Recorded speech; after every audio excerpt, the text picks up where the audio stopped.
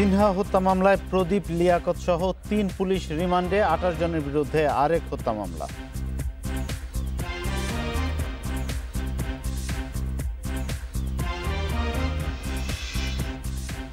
ভারতের কাছে অক্সফোর্ডের corona vaccine চাইবে বাংলাদেশ, ২ পররাষ্ট্র সচিবের বৈঠক কাল।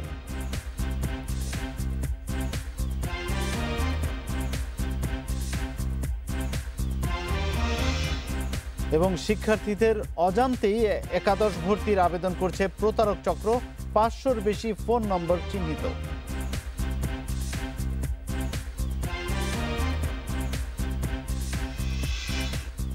স্বাগত বিরতিহীন সংবাদ, রাত ৯টায় বাংলাদেশের সঙ্গে আছি গোলাম কিবরিয়া। শুনছিলেন শিরোনাম, এবার বিস্তারিত। অবসরপ্রাপ্ত মেজর সিনহা রাশেদ খান হত্যা মামলায় ওসি প্রদীপ লিয়াকত সহ ৩ পুলিশকে আনুষ্ঠানিকভাবে রিমান্ডে নিয়েছে র্যাব। আদালতে রিমান্ড মঞ্জুর হওয়ার ১৩ দিন পর তাদের রিমান্ডে নেওয়া হলো।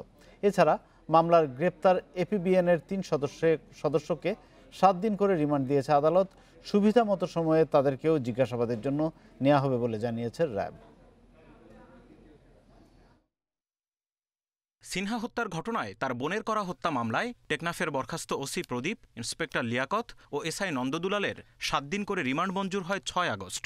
তবে ২ সপ্তাহেও তাদের রিমান্ডে নেয়নি র্যাব। মঙ্গলবার বেলা ১১টার দিকে কক্সবাজার কারাগার থেকে ওই ৩ জনকে আনুষ্ঠানিকভাবে রিমান্ডে নেয় র্যাব। হাতকড়া পরিয়ে ওসি প্রদীপ সহ ৩ পুলিশ সদস্যকে প্রথমে স্বাস্থ্য পরীক্ষার জন্য নেওয়া হয় হাসপাতালে, পরে সেখান থেকে তাদের র্যাব কার্যালয়ে নেওয়া হয়। ওসি প্রদীপ সহ ৩ জনকে আপনারা নিজেদের নিরাপত্তা হেফাজতে নিয়ে আসছেন জিজ্ঞাসাবাদের জন্য? হ্যাঁ, জিজ্ঞাসাবাদের জন্য নিয়ে মানে কখন আনলেন তাদেরকে?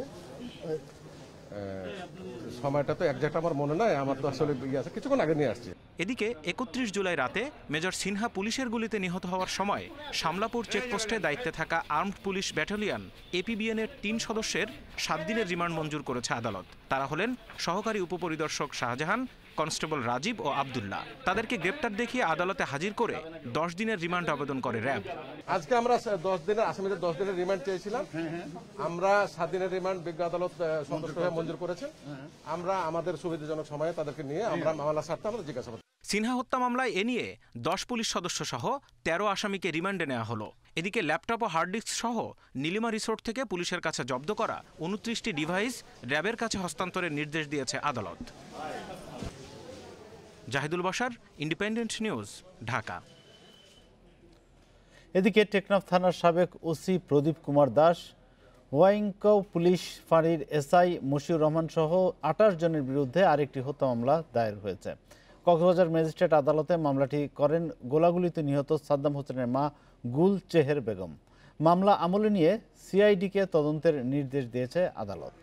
মামলায় বলা হয়, গত ৪ জুলাই নীলা ইউনিয়নের সাদ্দাম হোসেন এবং তার ভাই জাহেদ হোসেনকে ধরে নিয়ে যায় হোয়াইকং ফাঁড়ির ইনচার্জ মশিউর রহমান। পরদিন ফাঁড়িতে যোগাযোগ করলে ১০ লাখ টাকা দাবি করা হয়।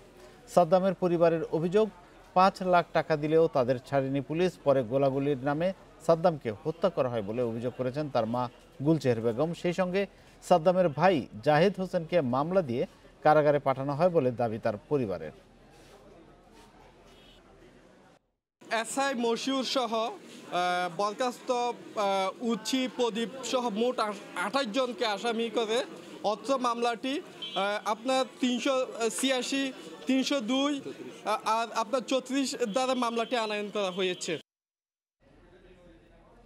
এ নিয়ে আরও জানাতে কক্সবাজার থেকে আমাদের সঙ্গে যুক্ত হচ্ছেন সহকর্মী তৌফিকুল ইসলাম। তৌফিক, ঘটনার এতদিন পর মামলাটি কেন হলো, কি বলছে সাদ্দামের পরিবার, পুলিশের বক্তব্যই বা কি, সেটিও জানতে চাই। মূলত আজকে বিকেলে কক্সবাজার চিফ জুডিশিয়াল ম্যাজিস্ট্রেট আদালতে সেই মামলাটি করা হয়।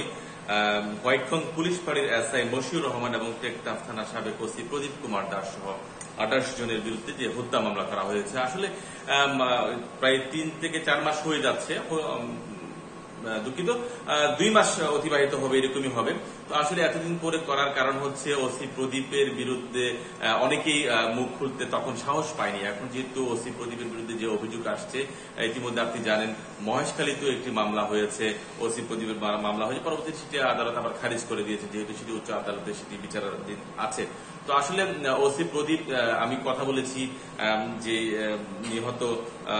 নিহতর মায়ের সাথে আমি কথা বলেছি, তিনি বলেছেন তাদেরকে হুমকি দমকি দেওয়া হয়েছিল, তার 2টি সন্তানকে ধরে নিয়ে গিয়েছিল এবং ধরে নিয়ে যাওয়ার পরে মুক্তিপণের টাকা নেওয়ার পরেও, চাঁদা নিয়ে যাওয়ার পরেও কিন্তু একজনকে ছেড়ে দেয় এবং আরেকজনকে সে ক্রস ফায়ারের নামে তাকে হত্যা করা হয়, সেরকমই অভিযোগ করছেন গুলসেহার বেগম। এবং গুলসেহার বেগম আজকে তিনি কক্সবাজার চিফ জুডিশিয়াল ম্যাজিস্ট্রেট আদালতে এসে তিনি মামলা করেছেন এবং মামলায় তিনি বলছেন তার এতদিন পর্যন্ত সে ভয়ে ভীত সন্ত্রস্ত ছিল এবং সেই জন্য তিনি মামলা করতে পারেন। শুধু আসলে আজকে এই ঘটনা নয়, কক্সবাজারের ওসি প্রদীপ যে সকল জায়গায় ছিলেন সেই সকল জায়গায় কিন্তু তিনি এই সমস্ত কাজ করতেন বলে এলাকাবাসী অভিযোগ করেছিলেন। কয়েকদিন আগে মহেশখালীর কথা যদি আমি বলতে হয়, মহেশখালীতে একটি মামলা হয়েছে, সেই মামলাটি যেহেতু উচ্চ আদালতে সেটি এখনো বিচারাধীন আছেন, সেই জন্য সেই মামলাটি খারিজ করে দেওয়া হয়েছে এবং সেই সময় যখন পুলিশ দিয়ে উল্টে পরবর্তীতে মামলা করা হয়েছে, সেই মামলাটি তদন্তের জন্য সিআইডিকে তদন্ত করার জন্য নির্দেশ দিয়েছেন।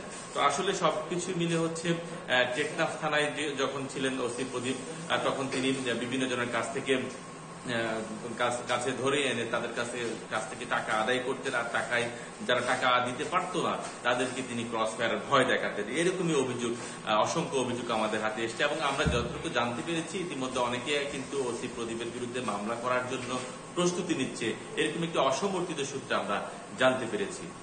অবশ্যই তবে আপনাকে অনেক ধন্যবাদ যুক্ত থাকার জন্য। যাচ্ছি পরের প্রসঙ্গে। ব্যক্তিগত ছবি এবং ভিডিও সামাজিক যোগাযোগ মাধ্যমে ছড়িয়ে তাকে হেনস্থা করা হচ্ছে বলে অভিযোগ করেছেন স্ট্যামফোর্ড বিশ্ববিদ্যালয়ের শিক্ষার্থী শিপ্রা দেবনাথ। এজন্য পুলিশকে সন্দেহ করছেন তিনি।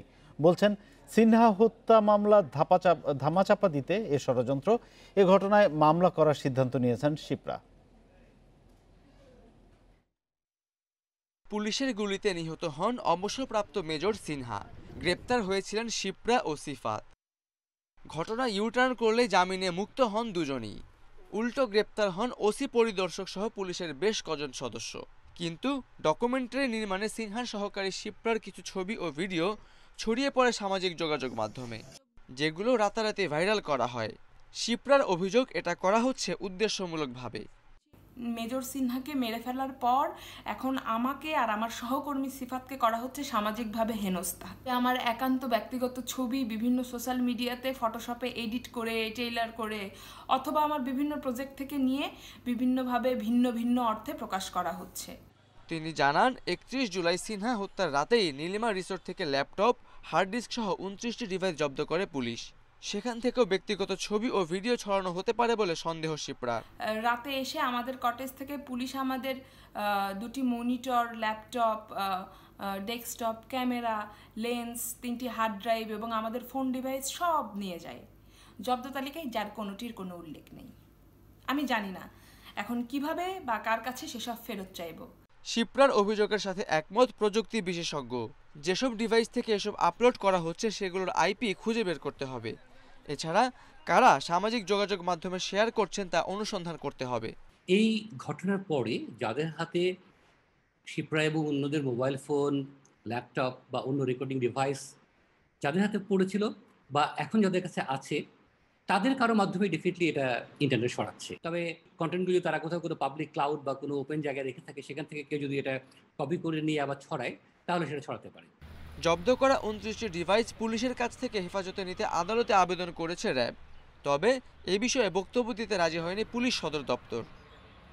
Khaled Raihan, independent news, Dhaka. Farmers ব্যাংকের ঋণ জালিয়াতির মামলায় সাবেক প্রধান বিচারপতি সুরেন্দ্র কুমার সিনহা সহ 11 জনের বিরুদ্ধে সাক্ষ্য গ্রহণের মধ্য দিয়ে বিচার শুরু হয়েছে। এই প্রথম দেশের কোনো সাবেক প্রধান বিচারপতির বিরুদ্ধে দুর্নীতির বিচার শুরু হলো। দেশের 21তম সাবেক প্রধান বিচারপতি সুরেন্দ্র কুমার সিনহা নানা কারণে সরকারের সাথে মতভেদের পর 2017 সালে প্রথমে ছুটিতে যান, পরে দেশ ছেড়ে পদত্যাগপত্র পাঠান। 2019 সালে এসকে সিনহা সহ 11 জনের বিরুদ্ধে ফার্মার্স ব্যাংকের প্রায় 4 কোটি টাকা ঋণ জালিয়াতির মামলা হয়। আর গত 13 আগস্ট অভিযোগ গঠন করে ঢাকার বিশেষ জজ আদালত 4। মঙ্গলবার সকালে দুদক পরিচালক ও মামলার বাদী সৈয়দ ইকবাল হোসেনের সাক্ষ্য গ্রহণ করেন বিশেষ জজ আদালতের বিচারক শেখ নাজমুল আলম। এছাড়া মামলার আসামি ও ফার্মার্স ব্যাংক থেকে ঋণ নেয়া দুজন ও ব্যাংকের আরও 2 কর্মকর্তা আত্মসমর্পণ করে জামিন আবেদন করলে আদালত তা মঞ্জুর করে। নিরঞ্জন চন্দ্র এবং তার এক স্কুল ফ্রেন্ড শাহজাহান মিয়া, এই দুজন ফার্মার্স ব্যাংকে নিয়ে দুটো অ্যাকাউন্ট করে 6, 11, 16 তারিখে। পরের দিন 7, 11, 16 তারিখে তাদের পক্ষে 2 কোটি টাকা করে 4 কোটি টাকা লোনের আবেদন করেন এবং সেইখানে যে ঠিকানা তারা ইউজ করেন সেটা হলো প্রাক্তন প্রধান বিচারপতি সুরেন্দ্র কুমার সিনহার উত্তরার যে বাসা, সেই বাসার ঠিকানা ব্যবহার করে এবং সেই অ্যাকাউন্টটি সম্পূর্ণ বেআইনিভাবে করা হয়।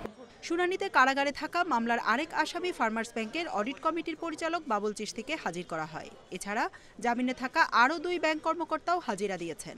সাক্ষ্য গ্রহণ শেষে মামলার বাদী সৈয়দ ইকবাল হোসেনকে জেরা করেন আসামিপক্ষের আইনজীবী। তার দাবি, এফআইআর ও বাদীর বক্তব্যে অসঙ্গতি রয়েছে।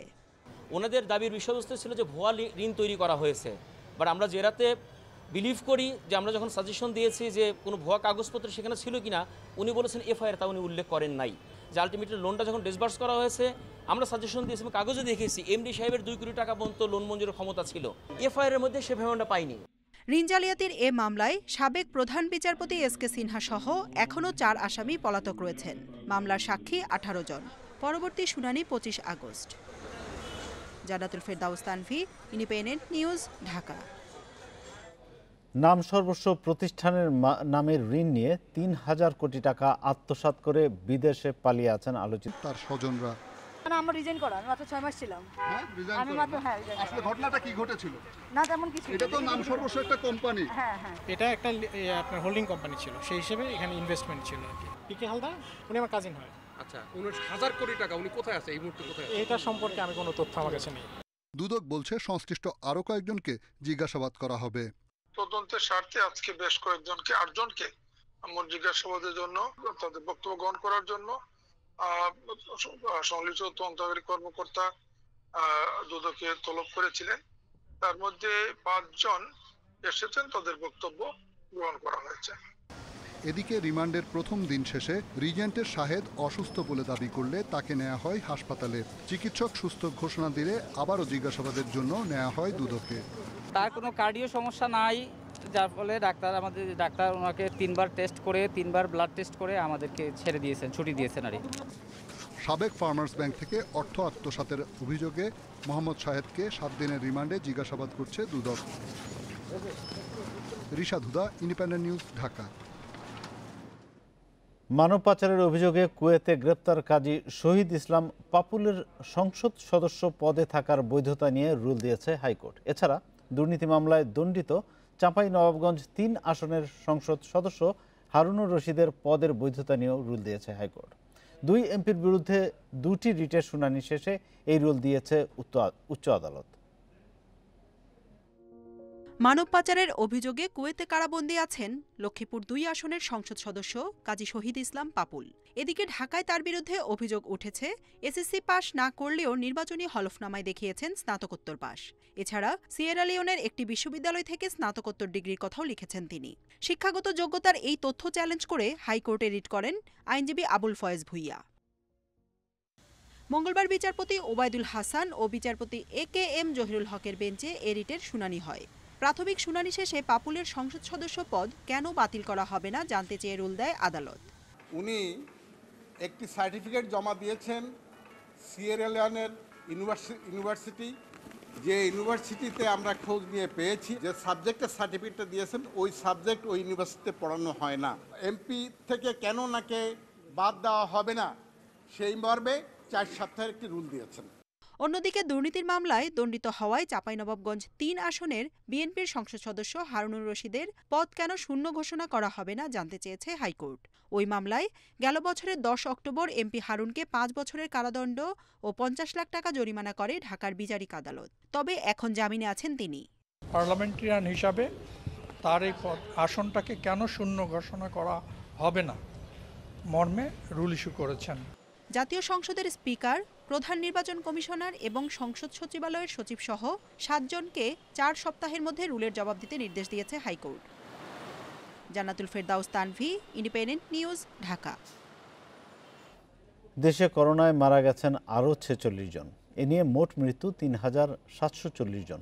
একদিনে শনাক্ত হয়েছেন ৩,২০০ রোগী, মোট শনাক্ত 2,82,344 জন। মঙ্গলবার স্বাস্থ্য অধিদপ্তরের বিজ্ঞপ্তিতে এসব তথ্য জানানো হয়। একদিনে মৃতদের মধ্যে পুরুষ ৩৫ এবং নারী ১১ জন। এ পর্যন্ত মোট মৃত্যুর 2,953 জন পুরুষ এবং 787 জন নারী। স্বাস্থ্য অধিদপ্তর বলছে মৃতদের 78 ভাগই পুরুষ। এদিকে 24 ঘন্টায় সুস্থ হয়েছেন 3,234 রোগী। এ নিয়ে মোট সুস্থ 1,62,825 জন।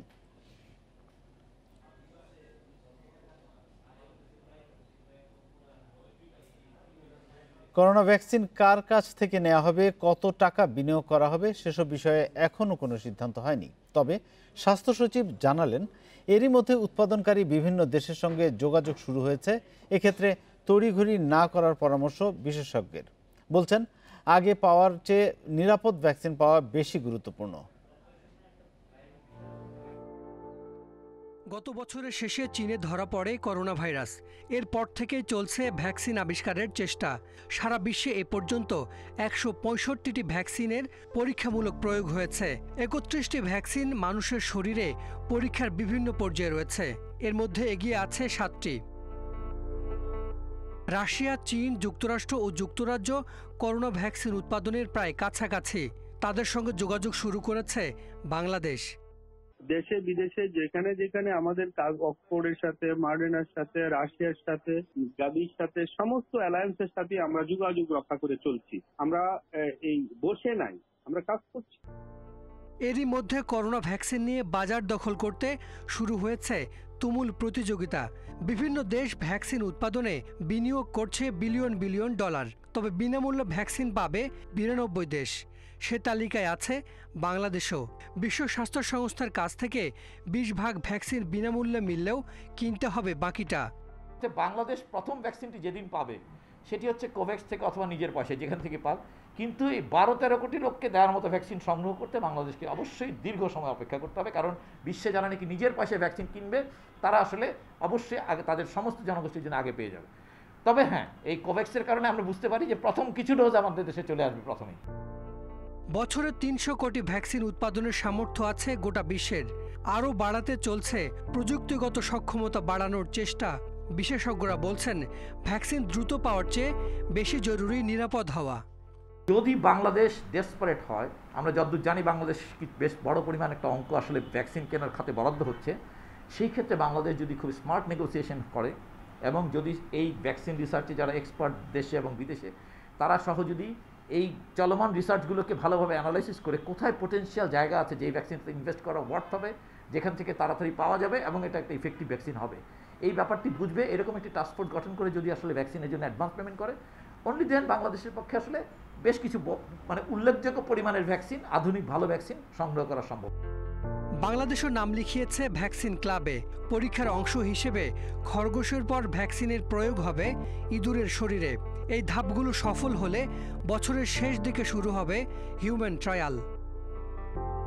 Hasan Misba, independent news, Dhaka. ভারতের কাছে অক্সফোর্ডের করোনা ভ্যাকসিন চাইবে বাংলাদেশ।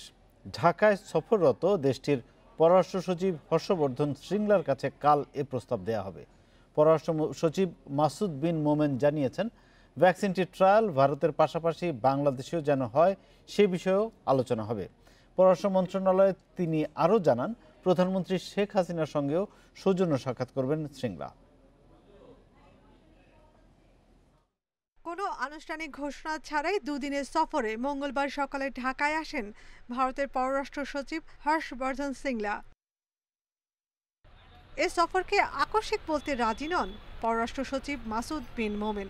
তার দাবি, প্রতিবেশী দেশের সাথে সম্পর্ক উন্নয়নে এ ধরনের সফর নিয়মিত ঘটনা।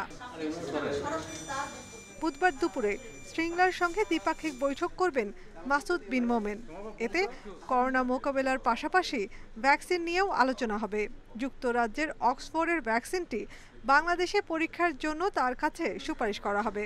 আমরা অফার করব যে আমাদের এখানেও যদি ট্রায়ালের সুযোগ থাকে, কারণ অক্সফোর্ডের যেই কোম্পানি যারা কাজ করছে তাদের সাথে আমরা লন্ডন মারফত যোগাযোগ করেছি।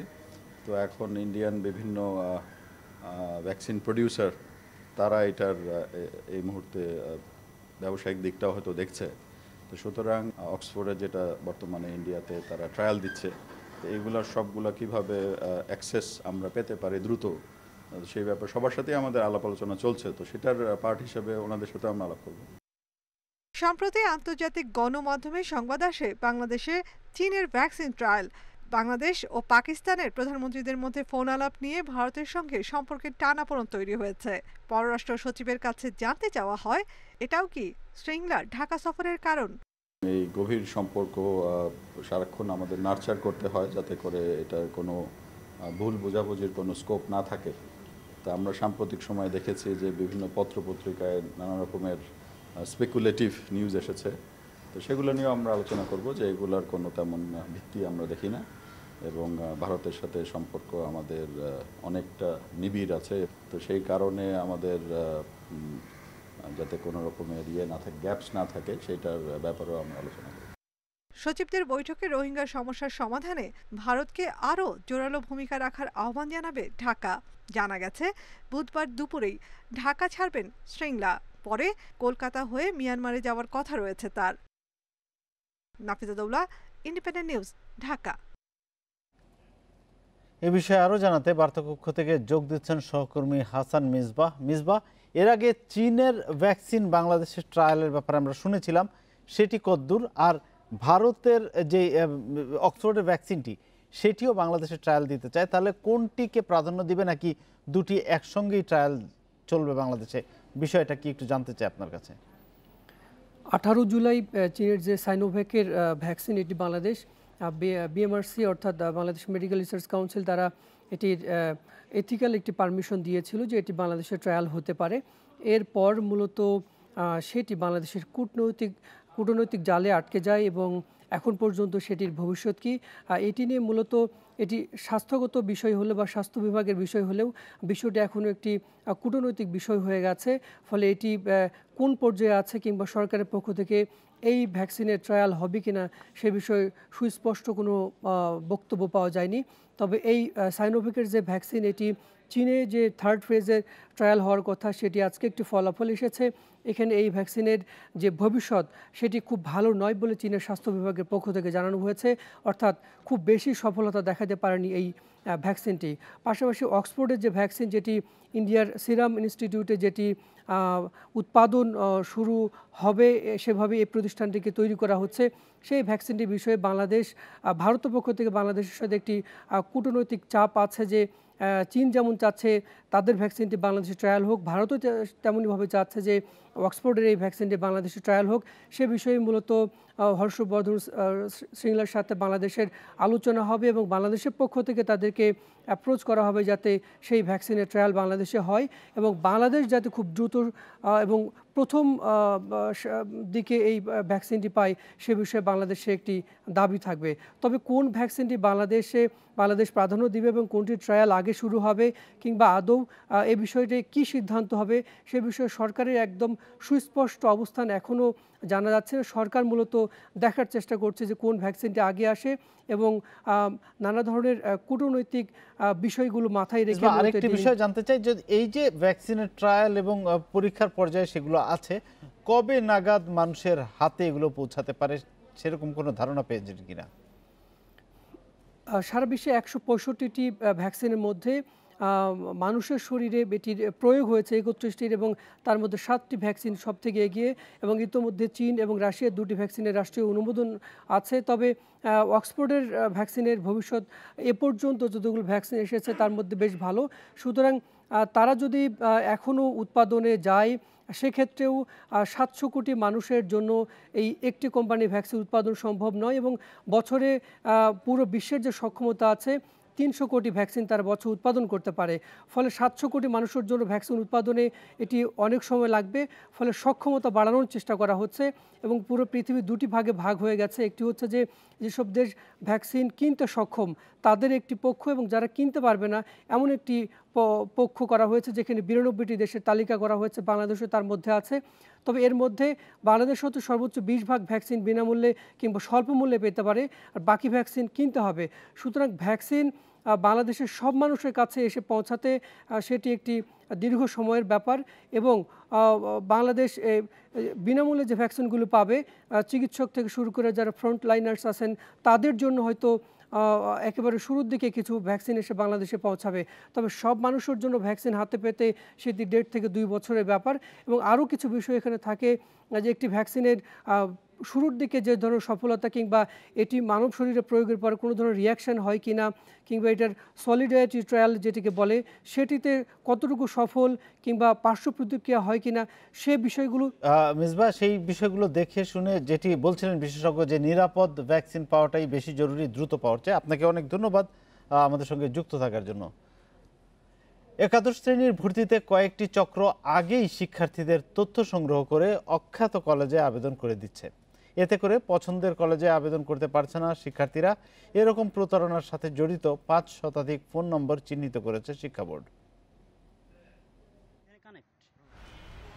গত 9 আগস্ট থেকে শুরু হয়েছে একাদশ শ্রেণীর অনলাইনে ভর্তি আবেদন, চলবে 20 আগস্ট পর্যন্ত। একজন শিক্ষার্থী প্রথম দফায় 10টি কলেজে ভর্তি আবেদন করতে পারবেন। এই আবেদন শুরু হওয়ার পরই প্রতারণায় নেমেছে প্রতারক চক্র। তারা কয়েকটি কলেজের হয়ে শিক্ষার্থীদের রোল নম্বর, রেজিস্ট্রেশন নম্বর জোগাড় করে আগেই আবেদন করে দিচ্ছে।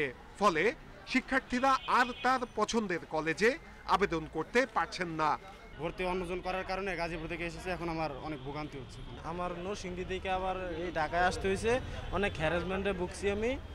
অনেকে একাধিকবার এরকম আবেদন বাতিল করেছে, কিন্তু এই চক্র সাথে সাথেই আবার আবেদন করে দিচ্ছে। আমি ভর্তি বাতিল করতেছি, ভর্তির কাজ হবে 4 দিন পর্যন্ত আসতেছি, 4 বার ভর্তি বাতিল করছি, 4 বার এরা টাকা জমা দিয়ে দেয়। আমার মেয়ে রুল নাম্বার 1 একজন পেমেন্ট করে দিচ্ছে। বোর্ড বলছে এরকম প্রতারণার শিকার হওয়া 600-র মতো শিক্ষার্থীর আবেদন বাতিল করা হয়েছে। প্রতিদিনই আসছে এ ধরনের অভিযোগ। তো আমাদের আবেদন করার জন্য যে 3টা বিষয় দরকার, রোল নাম্বার, রেজিস্ট্রেশন নাম্বার এবং মোবাইল নাম্বার, বোর্ড, ইয়ার, এটা একটা প্রতিষ্ঠানের কাছে থাকে। স্বাভাবিকভাবে ওই সমস্ত প্রতিষ্ঠান, যে সমস্ত প্রতিষ্ঠানে উচ্চ মাধ্যমিক পর্যায়ে সংযুক্ত, তা আমাদের যে অতীত অভিজ্ঞতা তারাই এই কাজটা করে থাকে। করোনার এই সময়েও প্রতারণার শিকার হয়ে শিক্ষার্থী এবং অভিভাবকদের আসতে হচ্ছে বোর্ডে। যে সকল প্রতিষ্ঠান বা ব্যক্তি এই প্রতারণার সাথে জড়িত তাদের দৃষ্টান্তমূলক শাস্তি নিশ্চিতের দাবি সংশ্লিষ্টদের। এরকম 500-র উপরে ফোন নম্বর চিহ্নিত করা হয়েছে, কয়েকটি কলেজও চিহ্নিত হয়েছে। এদের বিরুদ্ধে কঠোর ব্যবস্থা নেওয়া হবে বলছে বোর্ড। আমরা 2টা জিনিস এখানে এখন আইডেন্টিফাই করার চেষ্টা করছি। একটি হচ্ছে যে মোবাইল নম্বরটি ওই প্রতারক ব্যবহার করেছে, সেই মোবাইল নম্বরটি আমরা ট্র্যাকিং করছি এবং ওই ব্যক্তিকে আমরা আইডেন্টিফাই করে ফেলব। যারা এমন সমস্যায় পড়ছে তাদের সমস্যা দ্রুত সমাধান করা হচ্ছে বলেও জানিয়েছে বোর্ড। নূরে আলম, ইন্ডিপেন্ডেন্ট নিউজ, ঢাকা। এ নিয়ে আরও জানাতে রাজধানীর ফুলার রোড থেকে আমাদের সঙ্গে যুক্ত আছেন সহকর্মী নূরে আলম। নূরে আলম, ফোন নম্বর চিহ্নিত হয়েছে প্রায় 500-র বেশি, আপনি জানাচ্ছিলেন। তো প্রতারক চক্রের কাউকে কি ধরা গেছে বা কাউকে আটক করা সম্ভব হয়েছে কিনা? না, এখন পর্যন্ত কাউকে ধরা যায়নি, কাউকে আটক করা সম্ভব হয়নি, কারণ বোর্ডের পক্ষ থেকে এই কাজটি পুরোপুরি দেওয়া হয়েছে বুয়েটকে। বুয়েট চিহ্নিত করে আমি যতটুকু জানি যে আগামীকালকের এদের ফোন নাম্বারগুলো বোর্ডে দিবে। বোর্ড থেকে তখন এটি আইন শৃঙ্খলা রক্ষাকারী বাহিনীকে দেওয়া হবে এবং তাদেরকে অনুরোধ করা হবে এদের পেছনে কারা আছে তাদেরকে ধরার জন্য। সেই সাথে আমি জানিয়ে রাখি ঘটনাটি, আমি একটু আরেকটি বিষয় জানতে চাই। এই ঘটনাটি একটু নতুন শোনা যাচ্ছে, তো এমন ঘটনা কি আগেও ঘটেছে? অন্যান্য বছর এমন অভিযোগ এসেছিল কিনা, আর এসে থাকলে সেগুলো কিভাবে ব্যবস্থা নেওয়া হয়েছে? অন্যান্য বছরেও এ ধরনের অভিযোগগুলো আসে, যেমন গত বছরও এ ধরনের অভিযোগ ছিল। গত বছর প্রায় এরকম 9000 শিক্ষার্থী এরকম ভোগান্তিতে পড়েন। সেই অনুপাতে এবার কিছুটা কম, কম হলেও এই আর মাত্র দুদিন বাকি, এর মধ্যে প্রায় 600-র উপরে শিক্ষার্থী এরকম প্রতারণা শিকার হয়েছেন, আরও দুদিন রয়েছে। এবং আমি নিজেও ব্যক্তিগতভাবে অনেক শিক্ষার্থী নানা জায়গা থেকে ফোন রিসিভ করছি, তারা আমার কাছে অভিযোগ দিচ্ছেন, আমার কাছেও বলছেন যে এরকম সমস্যার মধ্যে পড়েছেন এবং বোর্ডেও প্রতিনিয়ত এ ধরনের অভিযোগগুলো নিয়ে যাচ্ছেন। এবং এই প্রতারণাটি মূলত তিনভাবে হয়। যেমন একজন শিক্ষার্থী এমন একটি স্কুল থেকে এসএসসি পাশ করেছে, সেখানে আবার কলেজও রয়েছে। তখন কি হয় যে ওই শিক্ষার্থী যদি খুব ভালো স্টুডেন্ট হয়ে থাকে, এরকম ভালো স্টুডেন্টদের যে এই রেজিস্ট্রেশন নাম্বার, রোল নাম্বার, সেটি কিন্তু স্কুলের কাছে থাকে। তারা কি করে, এই শিক্ষার্থীদেরকে তাদের কলেজে ভর্তি করানোর জন্য তারা স্বপ্রণোদিত হয়ে এই আবেদনটি করে দেয়। পরবর্তীতে দেখা যায় যে ওই শিক্ষার্থী এই কলেজে পড়বে না, সে হয়তোবা এর থেকে ভালো কোনো কলেজে আবেদন করবে। তখন যখন তিনি এটি আবেদন করতে যান, তখন তিনি দেখেন যে তার আবেদনটি হয়ে গেছে। আরেকটি হয় যে দেখা গেল, আমি যদি উদাহরণ হিসেবে বলি যে একটি এলাকায় একটি কলেজ হয়েছে নতুন, তো তার পাশে একটি স্কুল রয়েছে, তো সেই স্কুল থেকে এবার 50 জন এসএসসি পরীক্ষা দিয়েছে। তো ওই কলেজ কর্তৃপক্ষ কোনোভাবে ওই স্কুলের কোনো কর্মকর্তাকে ম্যানেজ করে এই 50 জন শিক্ষার্থীর রোল এবং রেজিস্ট্রেশন নম্বর সংগ্রহ করে তারা আগেই এটি আবেদন করে দেয়। পরবর্তীতে দেখা যায় যে ওই পাশ করা শিক্ষার্থী যখন তার পছন্দ মতো একটি কলেজে আবেদন করতে যাবে, তখন দেখা যাচ্ছে যে তার আবেদনটি হয়ে গিয়েছে। আরেকভাবে হয়, বোর্ড যেটি বলেছে সেটি হচ্ছে ব্যক্তিগত দ্বন্দ্ব থেকে। দেখা যাচ্ছে যে একজনের পরিবারের সাথে আরেক পরিবারের দ্বন্দ্ব আছে, তো দেখা গেল যে সে কোনোভাবে ওই পরিবারের একজন শিক্ষার্থী এসএসসি পাস করেছে, তাকে ভোগান্তিতে ফেলার জন্য তার রোল এবং রেজিস্ট্রেশন নাম্বার নিয়ে আবেদন করে দিচ্ছে। তখন দেখা যাচ্ছে যে সে আবেদন করতে যাচ্ছে, তার আবেদনটি নিচ্ছে না। আর এখানে সবচেয়ে বড় যে ভোগান্তিটি, যে ঢাকা শিক্ষা বোর্ড অথবা যেখানেই থাকুক শিক্ষার্থী, সে যদি এই সমস্যায় পড়ে তাহলে তাকে আবেদন নিয়ে বোর্ডে আসতে হয়। আজকে যখন আমি বোর্ডে গিয়েছি, আমি দেখেছি গাজীপুর থেকে, নরসিংদী থেকে শিক্ষার্থীরা আসছে এবং এমন আমরা আশা করব শিক্ষার্থীদের এই ভোগান্তির অবসান ঘটবে শিগগিরই। আপনাকে ধন্যবাদ আমাদের সঙ্গে যুক্ত থাকার জন্য। এদিকে ময়মনসিংহের ফুলপুরে মাইক্রোবাস পুকুরে পড়ে একই পরিবারের 5 জন সহ 8 জন নিহত হয়েছেন। নিহতদের মধ্যে 5 নারী এবং 2 শিশু রয়েছে। এ ঘটনায় 6 জনকে জীবিত উদ্ধার করা হয়। আহতরা উপজেলার স্বাস্থ্য কমপ্লেক্সে চিকিৎসাধীন। মাইক্রোবাসটি ময়মনসিংহের ভালুকা থেকে শেরপুরের নালিতাবাড়ি যাচ্ছিল। পথে ফুলপুরের বাসাটি এলাকায় পৌঁছার পর নিয়ন্ত্রণ হারিয়ে রাস্তার পাশের পুকুরে পড়ে যায়। ঘটনাস্থল থেকে 8 জনের মরদেহ উদ্ধার করে পুলিশ ও ফায়ার সার্ভিসের কর্মীরা। আর জীবিত উদ্ধার 6 জনের মধ্যে 4 জনকে ফুলপুর উপজেলা স্বাস্থ্য কমপ্লেক্সে ভর্তি করা হয়। একটা মুরের মধ্যে ঘুরাইবার গাড়ি, আরেকটা গাড়ি আছে, 2টা গাড়ি একসাথে খাদু বালাই দিছে না, গাছ লয়ে গেছে। আস্তে আস্তে গাড়ি তল হইতাছে আর সবাই কাপ দাপ করতেছে, আস্তে আস্তে পানি চলে গেছে গা।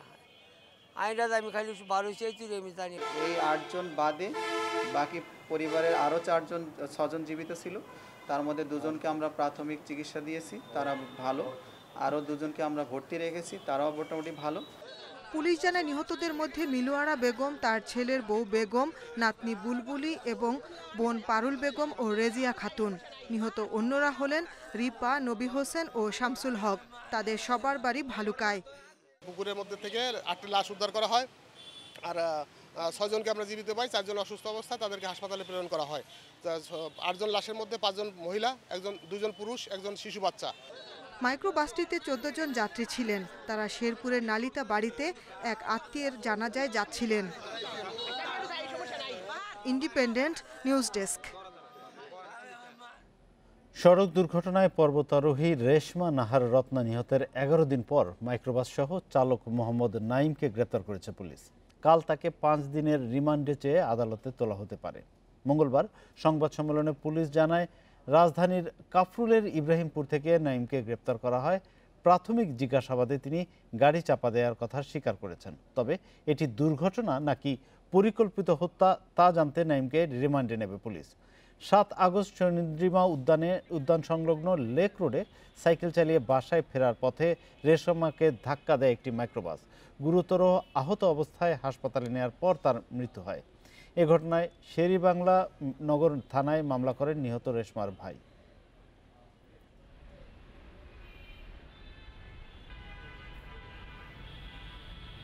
সে সাইক্লিং করছিল, এই ফাঁকেতেই তো এসে এই গাড়ি চালক ধাক্কাতে ফেলে তাকে আহত করে চলে যায়। আমরা 362টি সিসিটিভি আমরা ফুটেজ আমরা পর্যালোচনা করেছি। পর্যালোচনা করতে করতে গিয়ে এক পর্যায়ে আমরা তাকে ইব্রাহিমপুরতে গ্রেপ্তার করেছি। এবার খেলার খবর, তার আগে জানাবো শিরোনামগুলো। শ্রীলঙ্কা সফরের প্রস্তুতি ক্যাম্প শুরু 21 সেপ্টেম্বর, 2 দিন আগে ক্রিকেটারদের করোনা টেস্ট।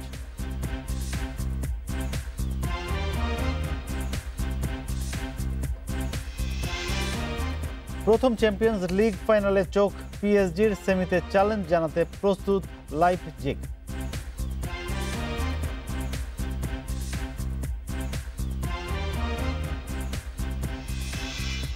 শ্রীলঙ্কা সফরের জন্য টাইগারদের প্রস্তুতি ক্যাম্প শুরু 21 সেপ্টেম্বর।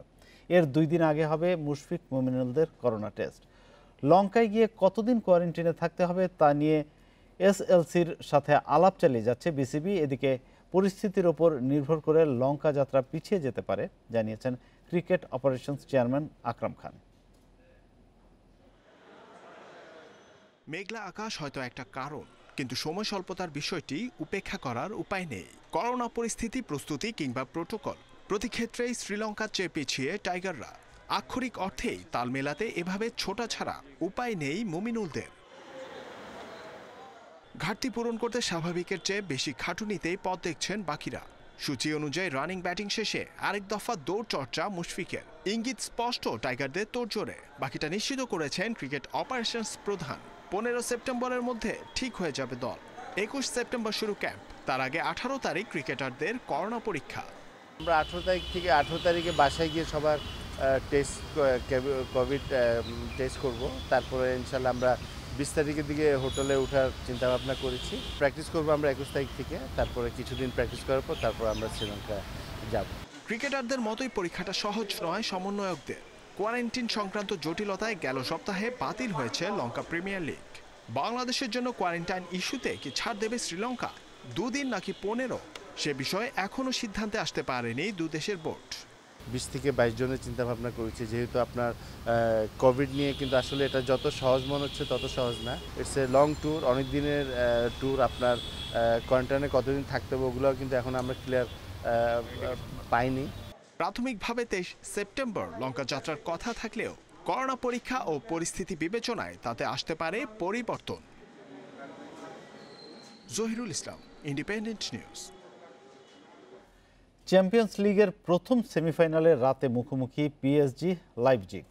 দু দলের সামনেই ইতিহাস গড়ার হাতছানি। 25 বছর পর সেমিতে উঠে প্রথম ফাইনালের অপেক্ষায় পিএসজি। অন্যদিকে দ্বিতীয় চ্যাম্পিয়ন্স লিগ মিশনে অবাক করা পারফরম্যান্স লাইপজিগের।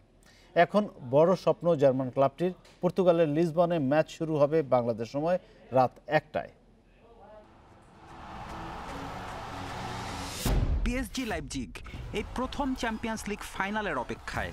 লিসবনে সিঙ্গেল লেগের রুদ্ধশ্বাস পরীক্ষায় আটালান্টাকে হারিয়ে নেইমার এমবাপেরা পৌঁছেছেন শেষ 4-এ। বিপরীতে আতলেতিকোর চ্যালেঞ্জ টপকে রেড বুলসের চমক অব্যাহত। ইতিহাস গড়ার ম্যাচে দুই দলই তাদের পূর্ণ শক্তি নিয়ে নামবে। পুরো ফিট এমবাপে খেলবেন সেমিফাইনালের শুরু থেকে। সাসপেনশন কাটিয়ে ডি মারিয়াও ফিরছেন। একাদশে নেইমারের সঙ্গে এই দুই তারকার অন্তর্ভুক্তি পিএসজির শক্তি বাড়াবে। অবশ্য ইনজুরিতে মিডফিল্ডার ভেরাত্তি ও গোলরক্ষক নাভাসকে পাওয়া যাচ্ছে না। নেইমার ও এমবাপের জুটি আমাদের প্রধান শক্তি। ওরা ম্যাচে পার্থক্য গড়ে দেয়। নেইমার ড্রিবলিংয়ে অসাধারণ, আর এমবাপের গতি, টাইমিং খুব দারুণ। নেইমার ও এমবাপে দুজনই গোলের জন্য, জয়ের জন্য ক্ষুধার্ত। অন্যদিকে অপরিবর্তিত একাদশ থাকছে লাইপজিগের। বদলি হিসেবে নেমে টাইলার অ্যাডামস কোয়ার্টার ফাইনালে জয়সূচক গোল করলেও বেঞ্চেই থাকছেন তিনি। শুরুর একাদশে কোনো পরিবর্তনের আভাস দেননি লাইপজিগ কোচ নাইজেলসম্যান। নেইমার ও এমবাপে এমন উঁচু মানের ফুটবলার যাদের খেলা আপনি অনুমান করতে পারবেন না। ওদের সামলাতে আমাদের রক্ষণ ভাগের সবাইকে সজাগ থাকতে হবে। আমরা নিজেদের খেলাটাই খেলবো, সাহসিকতার সাথে লড়তে হবে এবং সুযোগ তৈরি করতে হবে। লাইপজিগের বাজির ঘোড়া দানি অলমো 6 গোল দিয়ে টপ চার্টের 4 নম্বরে আছেন এই অ্যাটাকিং মিডফিল্ডার। গোল করেছেন আতলেতিকোর বিপক্ষে শেষ 8-এর ম্যাচেও। অন্যদিকে পিএসজির সাফল্য নেইমারকে ঘিরে। ব্রাজিলিয়ান তারকা টুর্নামেন্টে গোল করেছেন 3টি, অ্যাসিস্টও 3টি। ডি মারিয়ার পারফরম্যান্সও উজ্জ্বল, 2টি গোলের সাথে 4টি অ্যাসিস্ট তার। দু দলের কোচই জার্মান। লাইপজিগ কোচ জুলিয়ান নাইজেলসম্যান একসময় খেলেছেন থমাস টুখেলের অধীনে। ৩৩ বছর বয়সী নাইজেলসম্যান চ্যাম্পিয়ন্স লিগের সেমিতে জায়গা করে নেয়া সর্বকনিষ্ঠ কোচ। গুরু শিষ্যের লড়াই কেমন জমে তাই দেখার অপেক্ষা। প্রতিযোগিতামূলক ফুটবলে এর আগে পিএসজি লাইপজিগ মুখোমুখি হয়নি। ২০১৪ সালে এক প্রীতি ম্যাচে লাইপজিগের কাছে ৪-২ গোলে হেরেছিল ফরাসি জায়ান্টরা। ফেরদৌস ইসলাম, ইন্ডিপেন্ডেন্ট নিউজ। এই ছিল খেলার খবরে। এবার অন্যান্য প্রসঙ্গ।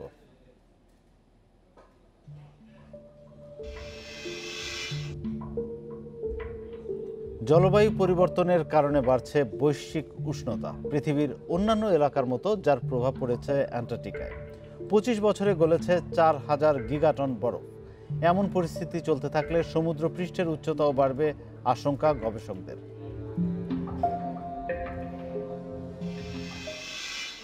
এ নিয়ে পূর্ণাঙ্গ প্রতিবেদনটি থাকছে সংবাদের শেষ অংশে। এবার অন্যান্য প্রসঙ্গ। রাজধানীর বনানী কবরস্থানে চিরনিদ্রায় শায়িত করা হয়েছে দেশের প্রথম নারী আলোকচিত্রী সাইদা খানমকে। সোমবার রাত ৩টার দিকে রাজধানীর বনানীতে নিজ বাসায় মারা যান তিনি। তার মৃত্যুতে শোক জানিয়েছেন প্রধানমন্ত্রী শেখ হাসিনা। দীর্ঘদিন ধরে বার্ধক্যজনিত নানা জটিলতায় ভুগছিলেন সাইদা। তার বয়স হয়েছিল ৮২ বছর। ১৯৩৭ সালের ২৯ ডিসেম্বর তার জন্ম পাবনায়। ঢাকা বিশ্ববিদ্যালয় থেকে বাংলা সাহিত্য এবং লাইব্রেরি সায়েন্সে মাস্টার্স শেষ করে বেগম পত্রিকায় আলোকচিত্র সাংবাদিক হিসেবে কাজ শুরু করেন তিনি। এরপর কাজ করেন অবজারভার, ইত্তেফাক, সংবাদসহ বিভিন্ন পত্রিকায়। সত্যজিৎ রায়ের একাধিক ছবিতেও আলোকচিত্রী হিসেবে কাজ করেছেন তিনি। দেশের বাইরে যুক্তরাষ্ট্র, ফ্রান্স সহ অনেক দেশে তার তোলা ছবির প্রদর্শনী হয়েছে। জাপানের ইউনেস্কো অ্যাওয়ার্ড, অনন্যা শীর্ষ ১০ পুরস্কার, বাংলাদেশ ফটোগ্রাফিক সোসাইটির সম্মানসূচক ফেলোসহ বিভিন্ন স্বীকৃতি পান সাইদা খানম। ২৫ বছরে অ্যান্টার্কটিকায় ৪,০০০ গিগাটন বরফ গলেছে বলে দাবি করেছেন মার্কিন গবেষকরা। নাসার অর্থায়নে স্যাটেলাইটের তথ্য পর্যালোচনা করে এ তথ্য দিয়েছেন তারা। সম্প্রতি গবেষণাটি প্রকাশ হয়েছে নেচার জিওসায়েন্স জার্নালে। জলবায়ু পরিবর্তনের কারণে বাড়ছে বৈশ্বিক উষ্ণতা, পৃথিবীর অন্যান্য এলাকার মতো, যার প্রভাব পড়েছে অ্যান্টার্কটিকায়ও। বরফ গলায় সমুদ্র পৃষ্ঠের উচ্চতাও বাড়বে আশঙ্কা গবেষকদের। অ্যান্টার্কটিকায় কি পরিমাণে বরফ কমেছে তা জানতে ২৫ বছর ধরে স্যাটেলাইটের তথ্য নিয়ে গবেষণা চালান ইউনিভার্সিটি অফ ক্যালিফোর্নিয়া সান দিয়েগোর গবেষকেরা। সমুদ্রের পরিবর্তন বোঝা সহজ, কারণ সেখানে আপনি জাহাজ নিয়ে যেতে পারেন। কিন্তু অ্যান্টার্কটিকায় সমুদ্র কয়েক হাজার ফুট বরফের নিচে থাকায় তা জানতে স্যাটেলাইটের সাহায্য দরকার। ২৫,০০০ বছরের তথ্য গবেষণা করে দেখা গেছে ৪,০০০ গিগাটন বরফ গলেছে।